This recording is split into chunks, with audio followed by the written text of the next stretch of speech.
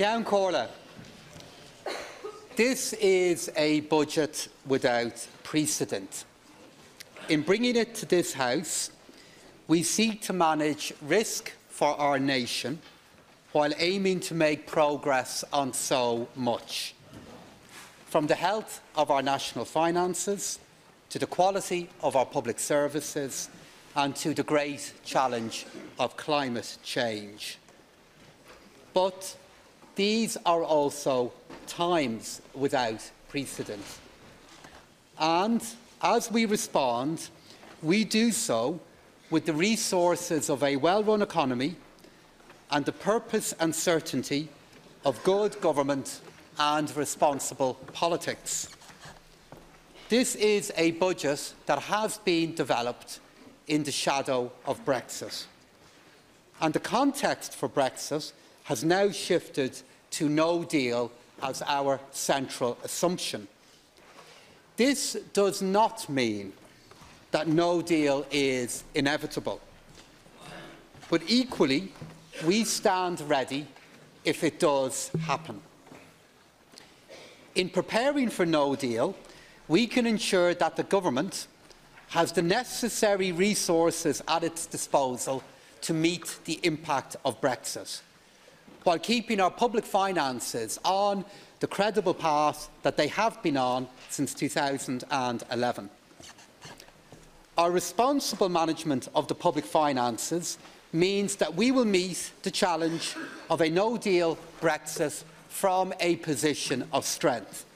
This year, we have eliminated our deficit and are projecting a surplus of 0.2% of our national income. In the event that the UK leaves the EU with an agreement, we will continue to build on this surplus. And in the event of a no deal, we will intervene in a sustained and meaningful way to support jobs and our economy. We stand ready to act. And intervening to support the economy in the event of a no-deal scenario will see our surplus swing to a deficit of 0.6% of our national income next year. However, there is large uncertainty around this, given the unprecedented nature of a disorderly Brexit. And while this would be a setback, it is important to place it in the context of our recent strong performance in restoring our public finances. For example, from moving of a deficit of 2% of national income in 2015 to a balanced budget last year, while meeting the demands of a growing population. It is also the right thing to do for our economy, for our society, and for our citizens, for whom Brexit is something they did not choose and had no hand, act or part in. So make no mistake, a no-deal Brexit will be very challenging for our country, but it is a challenge that Ireland has the measure of. I wish to acknowledge the contribution of my government colleagues in preparing this budget and the very positive and constructive engagement of the main opposition party in the context of the Confidence and Supply Agreement. Brexit is the most pressing and immediate risk to our economy, and with just 23 days to go before the UK is due to withdraw from the EU, the decisions that I am announcing today have been influenced by the increasing likelihood of a no-deal scenario. I stated in the summer economic statement that the economy is poised at a point between the twin risks of potential overheating and of Brexit. In addition, risks to the global economy are multiplying. A no-deal Brexit will mean a slower pace of growth in Ireland. However, this would be on a different scale to the multiple crises our economy faced during the Great Recession. Employment growth will slow, but we still expect that we would be able to create an additional 19,000 jobs across next year. An increase in tax revenue is also in prospect. However, equally, the risks associated with a no-deal outcome could become more severe than forecast. The rate at which we create new jobs may be slower, which could influence tax we collect. And while currently low, the cost of borrowing and market sentiment can shift rapidly, as our recent experience shows. So the government is clear about the challenges posed by Brexit. It's why we've been preparing since before the referendum in 2016. At all times, we sought to protect our citizens, to support our economy, enterprise and jobs. To date, we have published 2 comprehensive contingency action plans. We've increased physical capacity at our ports and airports. We've provided training and financial supports to increase our customs capacity, and we've recruited 750 additional staff. In addition, we've made up to €600 million available through the Future Growth Loan Scheme and Brexit Loan Scheme. So this is already helping our businesses to mitigate the risk of Brexit. However, our central economic scenario is for a no-deal Brexit. This means we must increase again the level and range of supports to ensure that our economy is protected. And this is why I am today announcing a package of over €1.2 billion, excluding EU funding, to respond to Brexit. This package is in 2 parts. In the first part, I am making approximately €200 million in Brexit expenditure available next year. I'm allocating this across a number of departments and agencies to increase our staffing, to upgrade our ports and airports, and to invest in the technology and facilities management that we will need. This is to ensure that we're ready for Brexit, whatever form it takes. However, if a no-deal happens, we will intervene to further protect our economy. This intervention will be based on the following principles. This funding is available to manage a no-deal Brexit. It will be borrowed money. If we do not need it, we will not borrow it. If a no-deal does not happen, it will not be borrowed for other purposes. A no-deal is unpredictable. Different sectors could be impacted in different ways. So, Ceann Comhairle, our response will demand flexibility and responsiveness. In the event of a no-deal, €650 million will be made available to support the agriculture, enterprise and tourism sectors and to assist the most affected citizens and regions. Of this, €220 million will be deployed immediately in the event of a no-deal. From this, €110 million for enterprises have been identified for the first wave of funding for targeted new interventions to help vulnerable but viable firms adjust to a no-deal Brexit.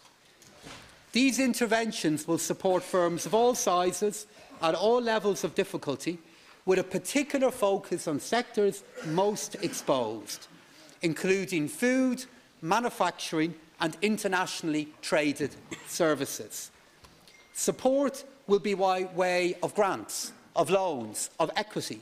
It will include a €45 million transition fund, a €42 million rescue and restructuring fund, an €8 million fund for food and non-food businesses, extra funding for Microfinance Ireland, €5 million for the local enterprise office's emergency Brexit funding, and additional funding for Intertrade Ireland and for our regulatory bodies.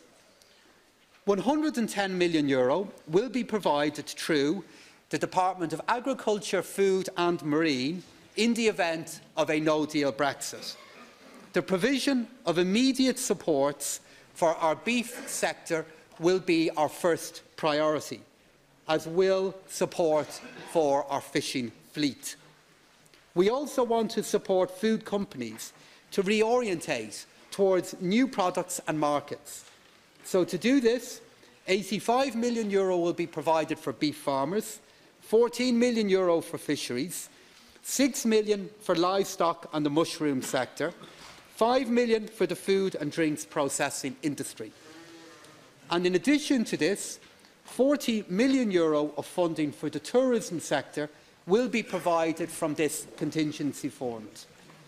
The funding will focus on regions most affected by a no-deal Brexit, how we would further advertise in the British market, dedicated promotion in other key tourism markets, encouraging direct access into our regional airports and ports from overseas markets, and domestically for Fulge Ireland to support tourism enterprises through the Brexit Response Programme. The sequencing and the deployment of the balance of the €390 million of Brexit contingency funding will be determined closer to the time. This funding will assist our farms, our businesses and our citizens should no deal happen. And alongside this, €365 million will also be provided for extra social protection expenditure to support those at risk of losing their jobs or who have lost them, with a further €45 million being made available to assist people to transition to new work. I believe these supports will be sufficient, but if required, the Government stands ready to do more. If the economic impact of a no deal is more severe than forecast, I am prepared to use resources that would otherwise have been dedicated to the rainy day fund. The rationale for this fund is to accumulate funding that can be deployed in the event of an adverse shock to our economy. And given the small size and openness of our economy, the use of this type of funding is an important way to protect our economy in challenging times. My original intention was to transfer €500 million to this fund from the Exchequer this year, with an additional €1.5 billion being transferred from the Ireland Strategic Investment Fund. While I am committed to the transfer of the €1.5 billion, given that a no-deal Brexit is more likely, I have decided not to transfer the additional €500 million from the Exchequer this year. This is the appropriate response to the more challenging economic environment we may be facing. It will ensure we have in place the right support so that our economy is protected from the impacts of Brexit, and it ensures that government can continue to protect public services in the years ahead. So as we prepare for this, I can confirm to the House that our economy is in a strong position. After a long and difficult journey, balance was finally restored to the public finances last year. Despite many challenges, our economic growth is broadly based. Public capital investment in our future, will increase by 22% this year. The unemployment rate has fallen to 5.3% from a peak of 16% in 2012. Tax revenues are largely in line with forecasts for this year, with €40.7 billion collected to the end of September, an annual increase of 8.7%. We expect to meet our revised target of €58.6 billion by the end of this year. The Department of Finance, with the endorsement of the Irish Fiscal Advisory Council, is forecasting gross domestic product growth of 5.5% from the year, up from 3.9% in our update earlier in the year. The economy is forecast to grow by 0.7% next year. IFAC has also pointed out the uncertainty around this, given the unprecedented nature of a disorderly Brexit, and I share this assessment. The same is true for the forecast of the budgetary position for next year. My department is forecasting a deficit of 0.6%, but in reality, there is a wide margin around this, given the unprecedented nature of this event. Furthermore, it doesn't take into account any expenditure from the rainy day fund. It is imperative to boost the resilience of the Irish economy in order to minimise, insofar as is possible, any future disruption. And this budget is designed to protect recent progress in our economy. It will act as a bridge to a better future for our country. And crucial to this will be how we manage our public spending. Since 2011, we've diversified our economy. It's now more balanced. In the run-up to the crisis, nearly 11% of jobs in the Irish economy were in construction. Today, that figure is just above 6%. When it comes to the public finances, the contrast is stark. At the peak of the last economic cycle, day-to-day spending had grown by 57%, an average increase of 11% each year.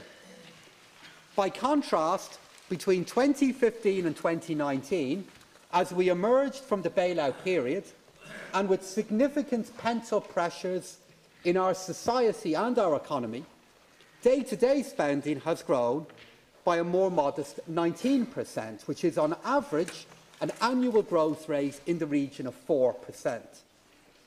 And as such, we're entering a time of change with this strength, and I'm confident that we are more than capable of meeting challenges ahead. Today's budget, therefore, has two strands to it. The first strand, much of which I've dealt with, deals with the extra steps we are now taking to face up to the very real risk of a no-deal Brexit. The second will ensure that we can improve our public services, that we can help our most vulnerable citizens. The sustainable funding and the effective delivery of our public services is the touchstone for good government.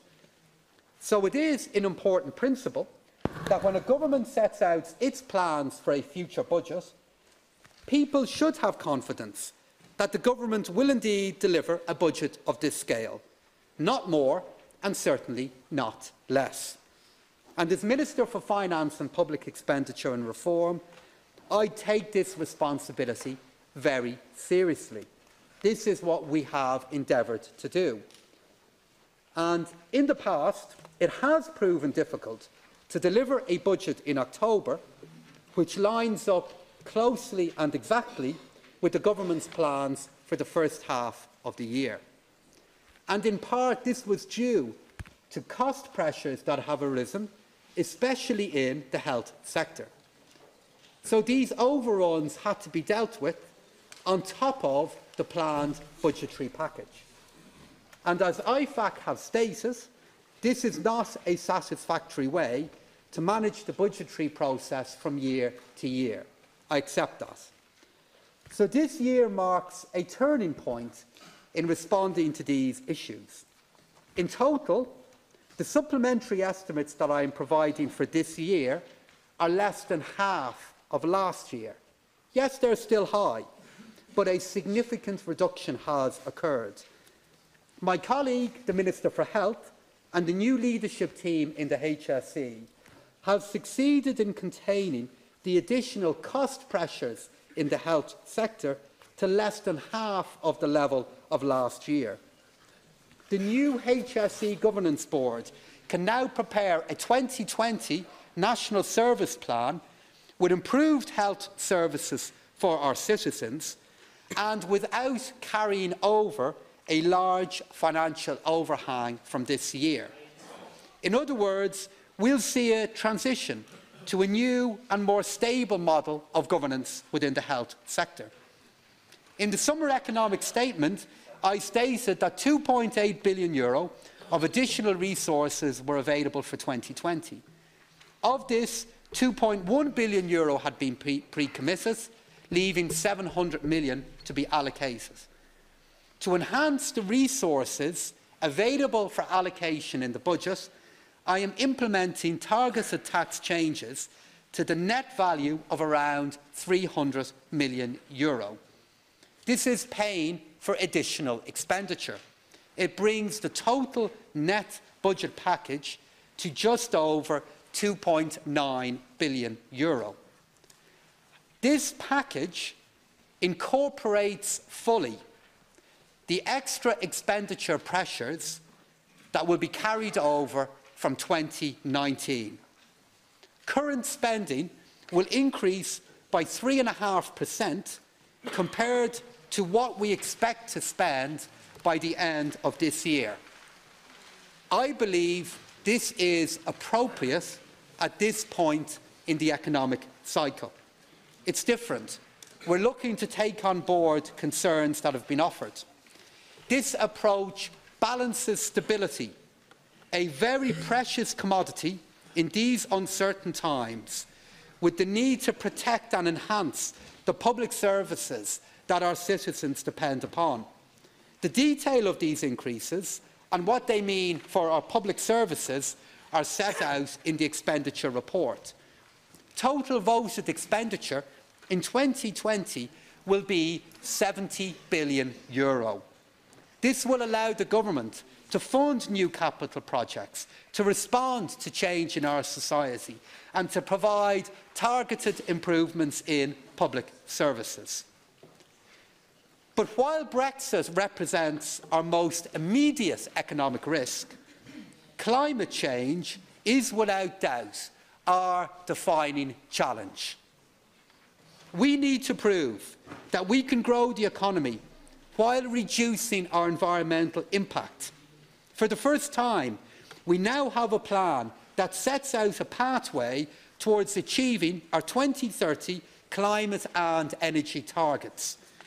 The Climate Action Plan will be supported by the climate-related National Development Plan, an investment of €8.1 billion and a further €13.7 billion of investment by our state companies. But this investment by itself will not solve our climate challenge. Bold and new decisions are needed on our investment priorities, but also on taxation and regulation. Carbon pricing is part of this. There is cross-party support, or nearly cross-party support, to increase the price of carbon from €20 to €80 per tonne by 2030. This would raise an additional €6 billion that could be invested in decarbonising our economy, while also protecting the most vulnerable from the increases in living costs associated with the carbon change. I know this will not be easy for everyone. Therefore, instead of a larger increase in any one year, I am committed to a €6 increase as a first step towards this target. And it is this government's intention and my ambition to increase this steadily to meet the 2030 target. This increase will apply from midnight tonight to auto fuels, but its application to other fuels will be delayed until May 2020, until after the winter heating season. This measure will raise €90 million in 2020, all of which will be ring-fenced to fund new climate action measures, which will protect the most vulnerable in our society, change how we travel, deliver new environmental schemes in Irish food and agriculture, and invest in our low-carbon future. We know that climate disruption is already impacting our country. In the Midlands in particular, job losses are already being experienced. Midlands communities, understandably, feel very concerned, feel very threatened by the potential closure of Bordnamona and ESP power stations in their region. These companies have sustained families and communities for many decades. While it is accepted that there is a need for change, it is the government's duty to ensure that no one group of citizens, of workers, of communities or enterprises is left behind by this disruption.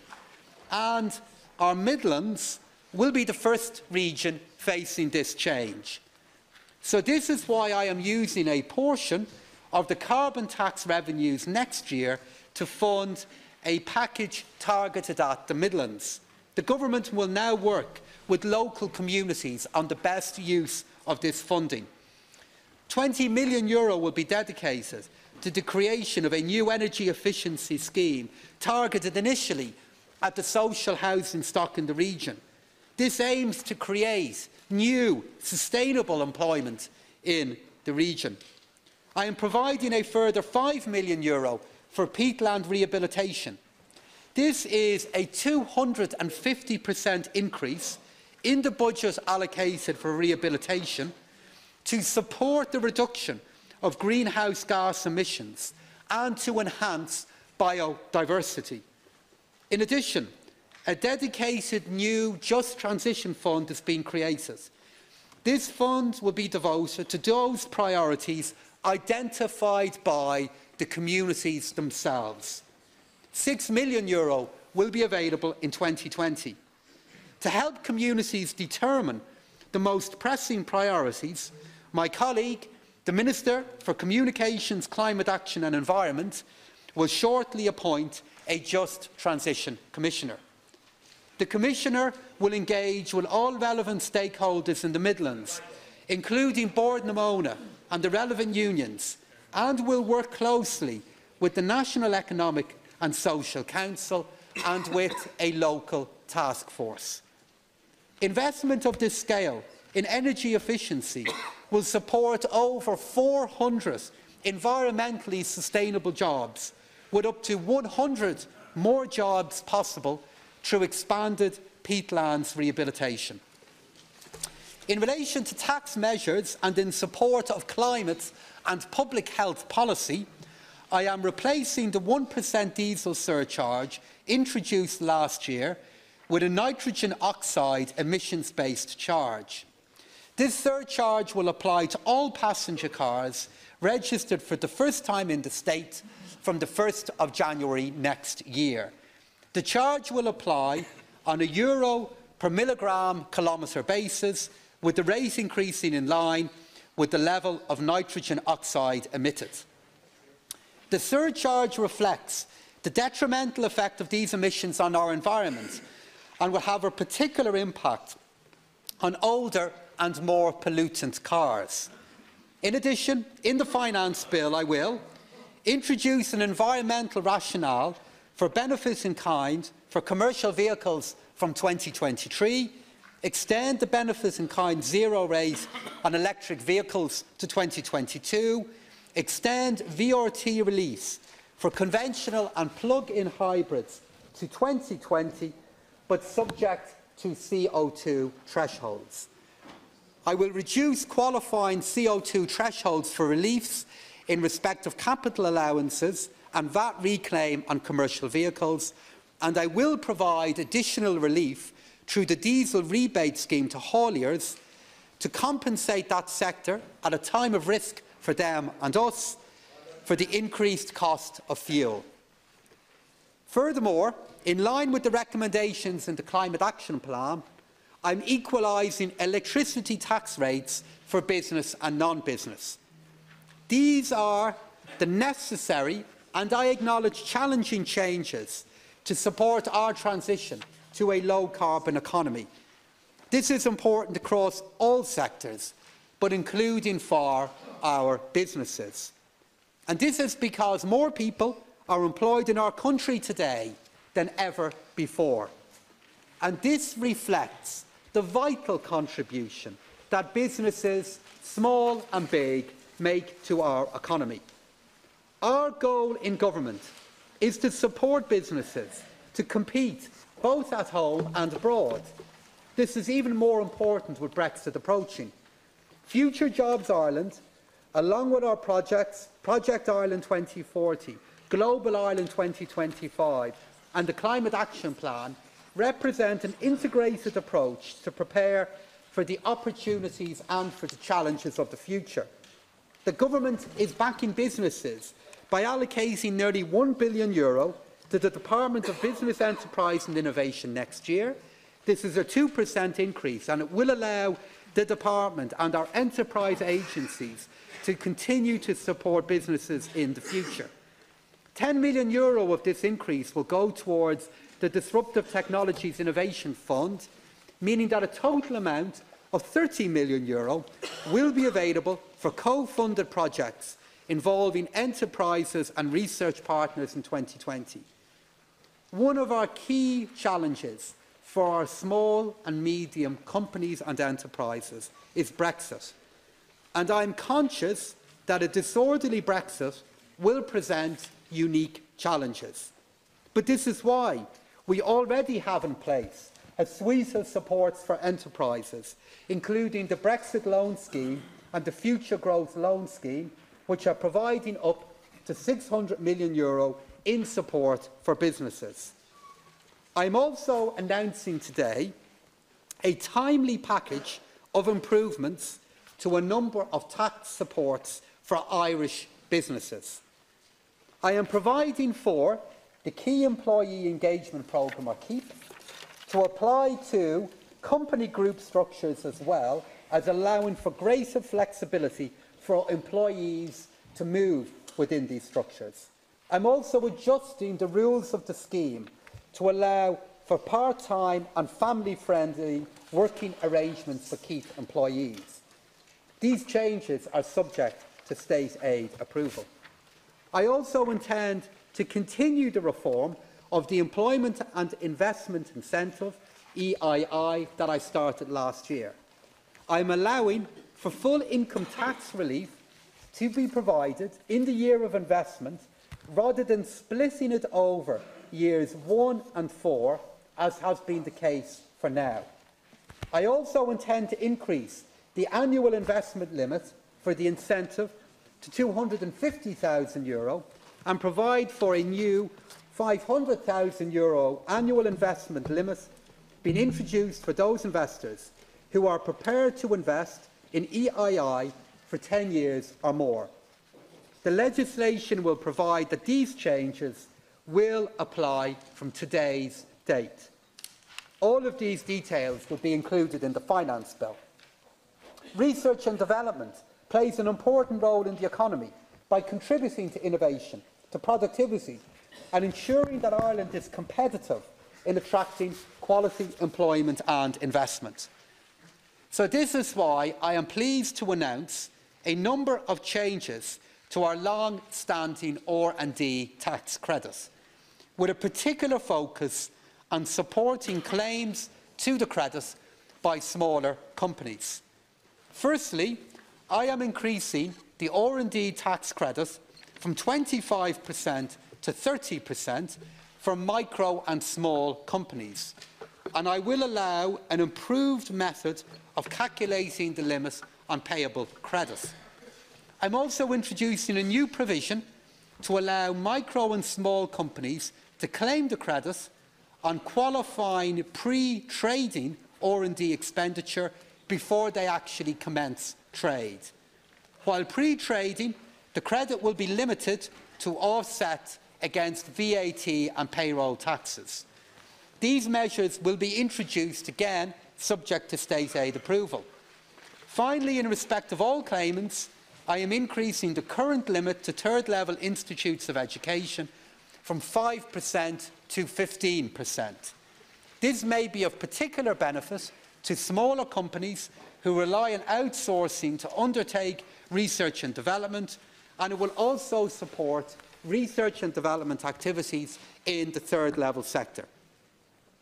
Earlier this year, I commissioned an independent review of the Special Assignee Relief Programme and the Foreign Earnings Deduction. The review confirms the rationale for the existence and continuation of both of these schemes. So, in addition to the changes in supports that I have just mentioned, and consistent with the findings of the review and my department's tax expenditure guidelines, I will be extending these programmes until the end of 2022. Following the findings of an external review of the revised capital gains tax entrepreneurial relief, I am not proposing to make any changes to that relief at this time, but I have asked my department to consider the outcome of the review to determine any changes that could be made to the relief to better support entrepreneurial activity. In order to allow larger microbreweries to expand, particularly with regard to their export sales, I am increasing the qualifying production threshold from 40,000 hectolitres to 50,000 hectolitres. I am retaining the cap of 30,000 hectolitres as the volume of relief upon which claims can be made. In recognition of the difficulties experienced by small independent bookmakers, I am introducing a relief from the betting duty and betting intermediary duty of up to a limit of €50,000 per calendar year. Again, this is subject to the conditions laid down in state aid regulations. Another key area we must secure for the future is our rural economy, which supports thousands of jobs in increasingly diverse areas. And as such, and subject to state aid approval, I am extending the farm restructuring relief introduced in Budget 2013 to the end of 2022 with no change to the conditions of the relief. Agriculture and rural development are cornerstones of our economy. They support so many thousands of jobs. However, the challenges facing our rural economy, such as Brexit, changes in the global economy and climate change, will require change over time. And this is why the Government is investing nearly €2 billion in rural Ireland in 2020. This includes an additional €51 million for the Department of Agriculture, Food and Marine and €17 million for the Department of Rural and Community Development. Within this, I am allocating €3 million in order to pilot new agri-environmental schemes in 2020. These schemes will help to reduce emissions from within the sector, while improving biodiversity and water quality and supporting farm incomes. And conscious of the particular impact that a no-deal Brexit will have on our rural economy, the Government stands ready to further increase the level of investment already in place. The tourism sector is another key part of our economy, rooted in communities, supporting rural job creation. The tourism sector has been performing very well in recent years. A record 10.6 million visitors from abroad last year has led to a record number of jobs in that sector.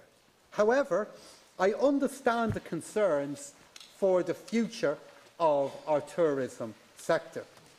These stem from the slowdown in economic growth in our main markets, in addition to known negative impacts that a no-deal Brexit would have.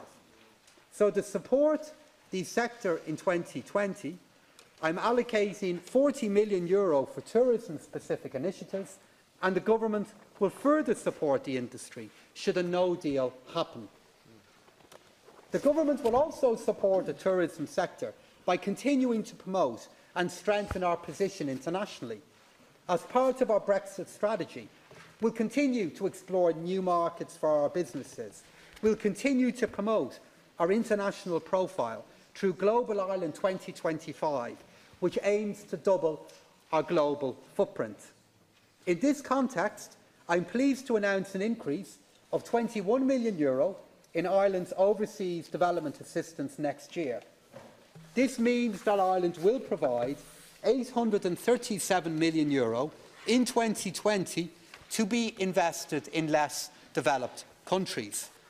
And as part of this, I am announcing that Ireland will double its annual contribution to the Green Climate Fund which provides much-needed financial support to reduce greenhouse gas emissions in developing countries. Transforming our approach to transport is also one of the ways we'll rise to this challenge. Our Climate Action Plan sets out our vision. So in order to support this sector, I am allocating €2.7 billion to the Department of Transport, Tourism and Sport next year. This is a substantial increase of €384 million in 2019. This will include investment in our rural transport network. This funding includes a portion of the 2020 carbon tax revenues to support the sector. So from this, I am providing €9 million for sustainable mobility projects around the country, including for greenways and new urban cycling projects. I'm allocating an additional €3 million for additional electric vehicle infrastructure. This will double the number of local authority on-street charge points that will be installed in 2020. It will support a new scheme to install communal charging points at apartment blocks, and it will facilitate the rollout of fast charging points from taxi ranks at transport hubs around the country. In addition, €8 million will be allocated to the Department of Communications, Climate Action and Environment to maintain grants for individuals purchasing electric cars. These measures represent critical steps to future-proof our transport system. In the area of culture, I am pleased to be providing additional allocations in 2020 to facilitate our commemorations programme, increased support for artists and the culture, increased investment in the Gaeltacht and our language, and increased support for biodiversity and the restoration of our peatlands. This builds on increases in cultural investment in previous years. Another area where further investment is required is in housing. Following years of underinvestment, the Government has allocated €6.6 billion for the delivery of social housing supports in the last 4 years. Building on this, I am allocating over €2.5 billion to the housing programme in 2020. This is an unprecedented level of investment. This will allow the Government to continue to respond to the significant increase in demand for housing support while prioritising investment in our social housing programme. In the wider housing market, there has now been an 82% increase in new dwelling completions between 2016 and 2018. House price increases are moderating, government policies are helping, but more needs to be done. We'll also continue to engage with the credit union movement on appropriate mechanisms for them to establish a vehicle to invest in improved housing bodies.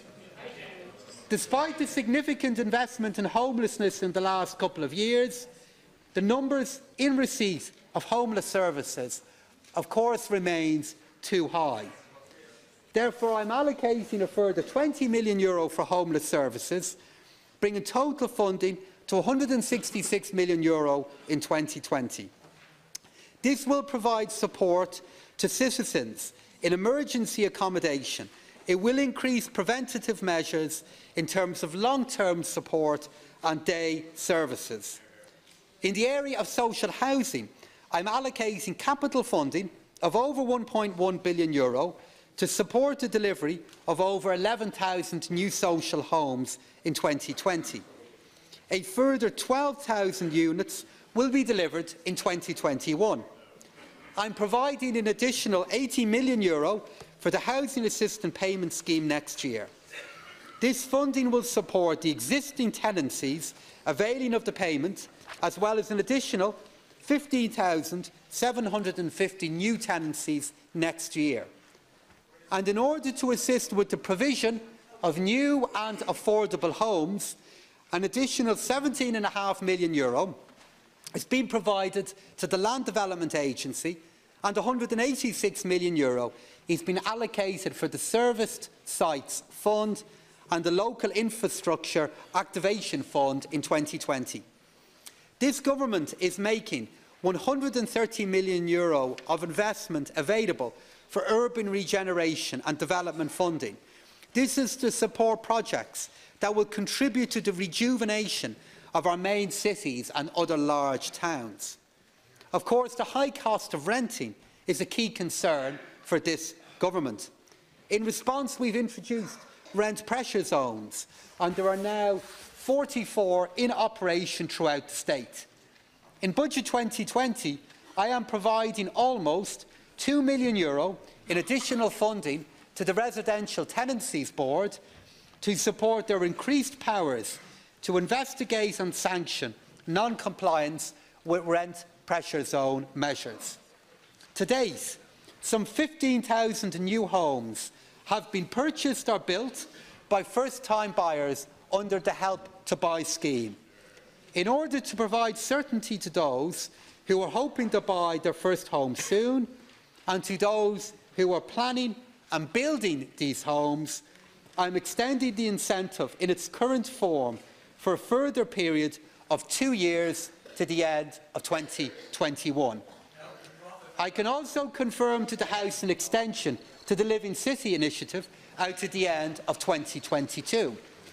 I have decided to increase the rate of stamp duty applicable to non-residential property by 1.5% from effect tonight.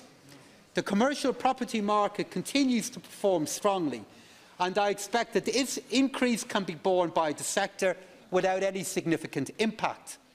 There are long-standing relief measures which should mitigate the increase in certain circumstances, and normal transitional arrangements will apply for transactions in progress. I have decided that, with effect from tonight, stamp duty at the rate of 1% will be applicable where a scheme of arrangement involving a so-called cancellation scheme in accordance with Part 9 of the Companies Act of 2014 is used for the sale of a company. Full details on these two measures will be contained in the financial resolution to be presented to the House later this evening. This government has overseen the largest investment in our health service in the history of our state. Building on this, today I am announcing that current expenditure in health is set to increase by 6.3% to €17.4 billion in 2020. This represents a €1 billion increase, which will be used to fund a supplementary estimate of €335 million and will ensure that we can continue to respond to significant demographic changes that are placing greater demands on our health services. Among other changes, I am announcing an additional €25 million in the National Treatment Purchase Fund. I will reduce prescription charges for all persons by 50 cents. The monthly threshold for the drug payment scheme is being reduced by €10 per month, and I am also increasing medical card income thresholds for people over 70 by €50 for a single person or €150 for a couple per week. This will benefit up to 56,000 citizens. Following the success of the rollout of free GP care to under 6s from September, the Government intends to expand free GP care to children under 8 and free dental care for children under 6. These changes represent important cost of living reductions for the most vulnerable in our society, and to provide support that older people need to be cared for in their own homes instead of hospital or residential care. 1 million additional home care hours will be provided in 2020. Funding to support its Launcher Care implementation strategy will include a ring-fenced Launcher Care integration fund of €20 million and €12 million care redesign fund, as well as new investment to improve and enhance our community healthcare services with the recruitment of up to 1,000 therapists, nurses and other healthcare professionals. I am increasing excise duty on a pack of 20 cigarettes by 50 cents, with a pro-rata increase on other tobacco products. This will bring the price of cigarettes in the most popular price category up to €13.50. Education is another area that's been prioritised by this government. Over €11 billion will be provided to the Department of Education and Skills in 2020. This will be the highest ever allocation, an increase of nearly €2 billion since 2016. And within this, I am providing for over 150 new mainstream teaching posts in schools and investment of €1.9 billion in special education. This will provide over 400 additional teaching posts to support those with special educational needs and the hiring of over 1,000 SNAs, or special needs assistants. We will have more SNAs in schools than ever before. I'm also providing funding for a schools package, including supports for small schools, increases in the standard and enhanced capitation rates, and additional funding for school books in primary schools. €190 million of additional funding has been invested into higher and further education and training since 2018. This has been secured by a phased increase in the National Training Fund levy. 2020 was the final 0.1% increase in the levy to enable a further €74 million investment in 2020. This is to enable reskilling and further learning. This will complement the major investment in higher education, in addition to the €300 million human capital initiative. An additional €60 million in 2020 funding will provide an estimated 3,000 additional places in priority skills area and drive continued reform and innovation of our higher education system. I'm allocating an additional €94 million for the Department of Children and Youth Affairs. With this, I'm increasing the allocation for TUSA, the Child and Family Agency, by over €29 million. This is to support the continued reduction in the number of children for a social worker and address cost pressures in private residential and foster care. Funding for early learning and childcare will increase by €54 million. This is to support the continued provision of 2 years ECHE for all children, to ensure the full participation of children with disabilities under the Access and Inclusion model, and to support the introduction of the National Childcare Scheme. The Government is also delivering in the areas of justice and policing. Investment in the sector will increase by €120 million in 2020, an increase of 4.7%. Next year, I'm increasing the budget of An Garda Síochána by €81 million. This is to deliver up to 700 new Garda recruits. In addition, extra civilian staff will allow more trained Gardaí to return to frontline policing. I'm allocating an additional €39 million in current expenditure to the broader justice sector, an increase of 4.8%. This will fund increasing costs in direct provision and greater levels of activity in both the court service and the prison service. In addition, the Awalya scheme has been extended for people in mortgage arrears, and 2020 will see the establishment of the Judicial Council. I'm also increasing capital investment. An allocation of €265 million in 2020 will support the construction of the new Forensic Science Laboratory, the redevelopment and modernisation of Limerick Prison, new Garda offices in Dublin to replace Harcourt Street, and further investment in Garda IT to allow their digital strategy to be advanced.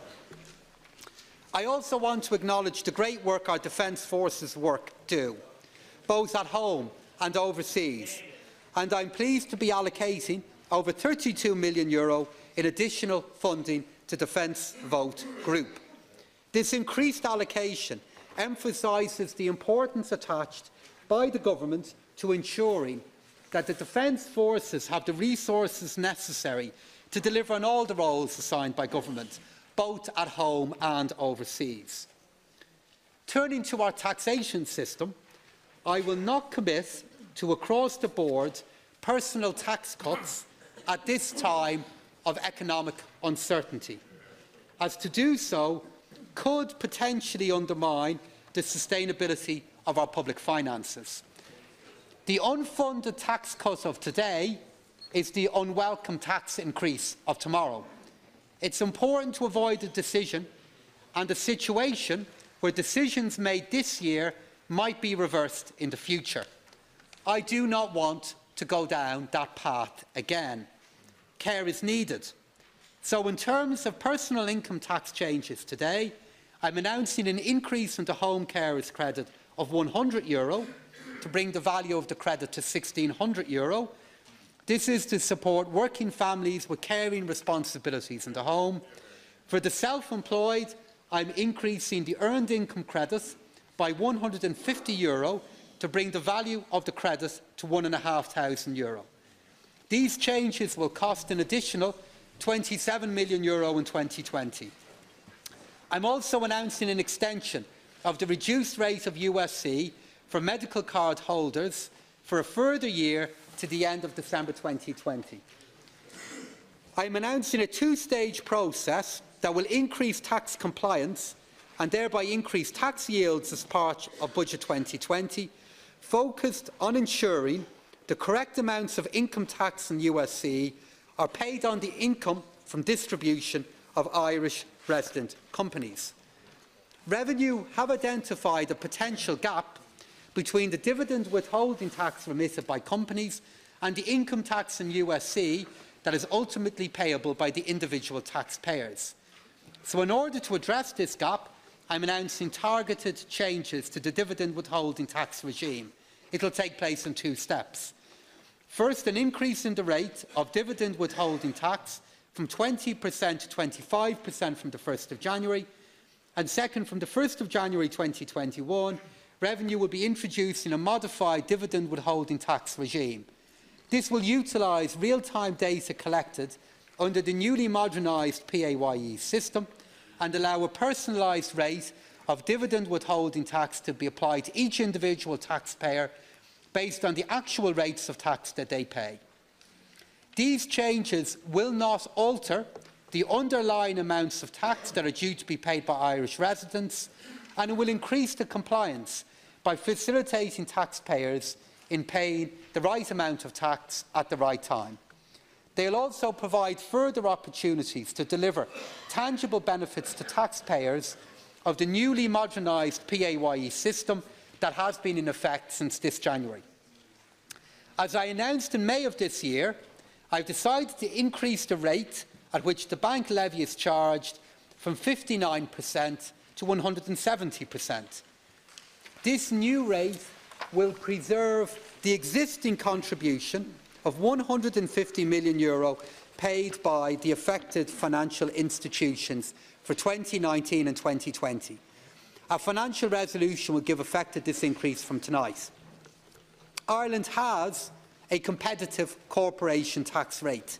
It has served us well and it will not be changing. Our corporation tax revenue has been growing strongly. At the end of September, receipts totalling €5.8 billion represented an increase of 13.2%. And while this is welcome, I am acutely aware of the risks associated with their concentration. It's something I have already acknowledged. Earlier this year, I committed to the publication of a paper to address these specific vulnerabilities and the risks they raise. I am publishing this paper and looking at the policy options that are available to ensure the sustainability of our public finances. The certainty of our rate and our broader regime is an important factor in promoting investment here at a time of growing uncertainty. But this certainty is only achievable because we continue to take actions to ensure our tax regime is transparent, is sustainable and that it is legitimate. To that end, I have continued to take action on corporation tax reform, as set out in our roadmap. In the Finance Bill of 2019, I will be introducing a new anti-hybrid mismatch rules in line with our commitments under the Anti-Tax Avoidance Directive. I'll also be making a technical amendment to the exit rules introduced last year to ensure they function as intended, to be introduced via a financial resolution tonight. I'll also be reforming our transfer pricing provisions to ensure they are in line with up-to-date OECD standards. The new rules will apply from the 1st of January. The process of global tax reform is ongoing. The challenge before us is to build a global and robust tax architecture that works for all into the future. I believe that it's in Ireland's interest that this work is successful at ensuring the continuation of a stable and consensus-based international tax framework into the future.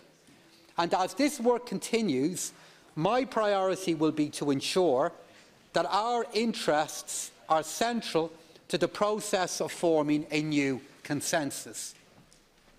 Institutional investors have an important role to play in terms of increasing supply, both of commercial and residential property. This type of investment is very welcome at a time when increasing supply to meet housing challenges is so important. However, it is also essential that an appropriate level of tax is paid by such investors. Following review of the first financial statements filed this year by Irish real estate funds, Revenue has identified that some IREFs have engaged in aggressive behaviour to avoid tax. Therefore, I am introducing a number of new anti-avoidance measures to take effect via financial resolution this evening. This includes new limitations on interest expenses to prevent over-leveraging and a measure to combat the artificial avoidance of gains on redemption of IREF units. I have instructed my officials to intensely scrutinise activities in this regime over the coming year with a view to taking further action if needed. I'll also be making a number of targeted amendments to the Real Estate Investment Trust regime from today to ensure that an appropriate level of tax is paid on property gains by REITs. The REIT framework was introduced to promote stable, long-term investment in rental property by removing a double layer of tax that would also apply on collective investment. However, it is not intended to provide an exemption from tax on income and or gains, and the amendments that I am introducing will ensure that this objective is upheld. I recognise that there are ongoing concerns about the capital acquisitions tax impact on the inheritance of the family home. Therefore, I have decided to increase the lifetime Group A threshold, which broadly applies to transfers between parents and their children, from €320,000 to €335,000. In addition to our progressive tax system, this government's investment in social transfers has significantly reduced the level of inequality in our society. In previous years, I have provided for significant increases in resources. The social welfare allocation that I am announcing today is more moderate and it is more targeted. It commits to an increase of €690 million in 2020 for this department. It will enable us to maintain increases in place, to support the elderly and children and families at risk from poverty, and protect the most vulnerable from the impact of the carbon tax. With these goals in mind, today I am announcing the payment of a 100% Christmas bonus in all social welfare recipients in 2019. In 2020, I am increasing by €5 the living alone allowance to help our most vulnerable elderly and disabled citizens, I am providing for further increases of €15 for the one-parent family payment and job seeker transition income disregards, and €10 for the working family payment income thresholds for families with up to 3 children to ensure that work pays for them. I am also committing to increases in qualified child payments by a further €3 for over 12s and €2 for under 12s. The burden of the increase in carbon tax, of course, falls unequally. This is why I am increasing the fuel allowance by €2 per week, and I will match this with increases to programmes that help address the causes of fuel poverty. I am providing €13 million for the Warmer Home scheme to provide free energy efficiency upgrades to households deemed to be in or at risk of energy poverty. This reduces the energy required to adequately heat a home, thereby reducing a household's exposure to increases in energy costs. And finally, I am proud to be a Minister for the Civil Service, and I want to pay tribute to all of our civil and public servants who do great work on behalf of our country and citizens. The number of public servants now stands at 335,000. Numbers have increased since 2014. However, demographic changes and the next wave of technological change will place new demands on our offices and departments. The civil service of the future will be different in terms of its skill mix, its use of technology and its geographical footprint. We are therefore developing a longer-term vision and strategy for the civil service. And as part of this strategy, I have asked my officials to review future workforce and office requirements for our civil servants and to report to me next year. The review will consider the location of our support offices and services to ensure consistency with the goals of Ireland 2040 and balanced regional development. Brexit, Ceann Comhairle, is a great challenge, but our country will grow, our economy will develop. Budget 2020 aims to make progress on much at a time of risk, but also at a time of opportunity. It invests in our future while meeting the needs of today. It aims to further improve our national finances while the demands on public spending are so many. It marks a necessary step in our response to climate change while conscious of the needs and difficulties that this step creates. And it does all this while continuing to get our country ready for Brexit. Measures in this budget strengthen our foundations. They deepen our economic resilience. And few, Ceann Comhairle, would have expected this Dáil to pass a third budget.